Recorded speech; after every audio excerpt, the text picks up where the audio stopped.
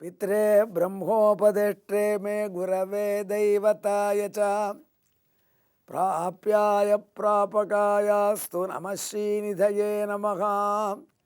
அன்புள்ள விஜய் தொலைக்காட்சி நேயர்களே, இப்பொழுது நாம் அன்னை லக்ஷ்மி தேவியின் 1000 திருநாமங்களிலே ரொம்ப சரியான கணக்கு 1008 திருநாமங்களிலே 993வது திருநாமத்தின் பொருளை அனுபவிக்கக்கூடிய பாக்கியம் பெறுகிறோம்.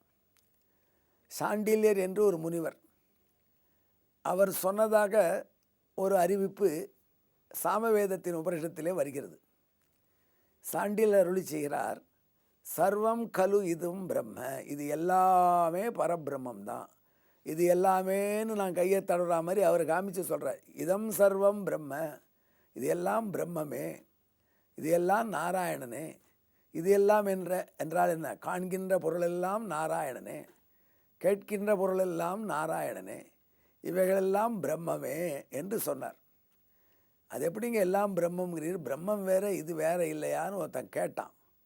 அவர் சொல்கிறார், இது எல்லாம் பிரம்மத்தினிடமிருந்து தோன்றுகின்றன, இதையெல்லாம் படைப்பது பிரம்மம், ஆனால் பிரம்மத்தினிடமிருந்து தோன்றுகின்றன, கடைசியில் பிரம்மத்துக்குள்ளே லயமடைகின்றன, எங்கிருந்து வந்தனவோ அங்கேயே சென்று சேர்கின்றன.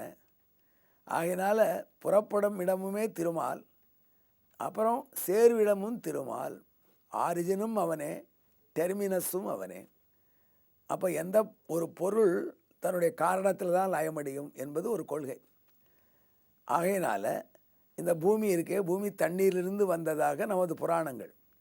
ஆகையினால் பிரளயம் வரும்பொழுது பூமி தண்ணீருக்குள்ளே ஒடுங்கிடும், எங்கே பார்த்தாலும் தண்ணீர் தான் இருக்கும். தன்னுடைய காரணத்தில் தான் அதன் காரியம் ஒடுங்கும். இந்த பிரபஞ்சம் முழுக்க திருமாலை காரணமாக உடையது, எனவே திருமாலிலே ஒடுங்கும்.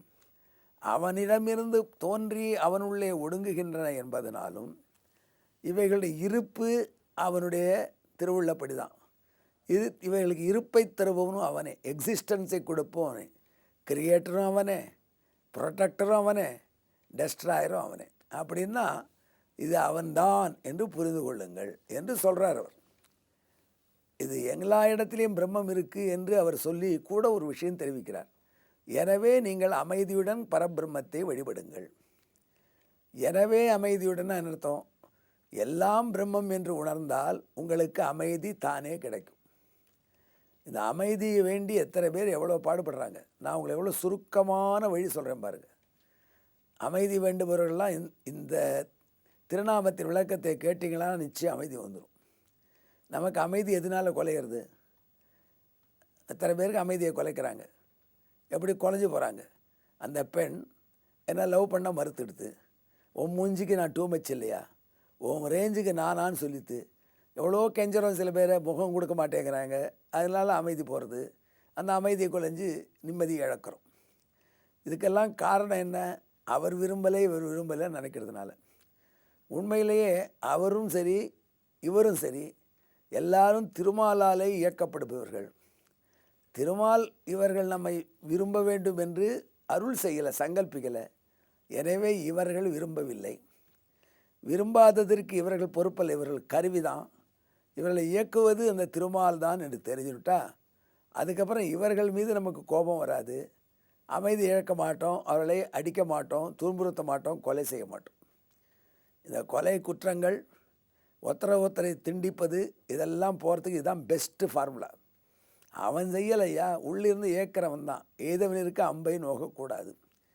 ஏன்னா எல்லாருக்குள்ளேயும் அவன் தான் இருக்கான். எனக்குள்ளேயும் அவன் தான் இருக்கான், அவனுக்குள்ளேயும் அவன் தான் இருக்கான். என்னை அந்த பெண்ணை விரும்ப வைக்கிறான், அந்த பெண்ணை என்னை விரும்பாதபடி வைக்கிறான். ஆகையினால் கோபிச்சுக்கிறதா அவனை தான் கோபிச்சுக்கணும், வெட்டுறதா இருந்தால் அவனை தான் வெட்டணும்.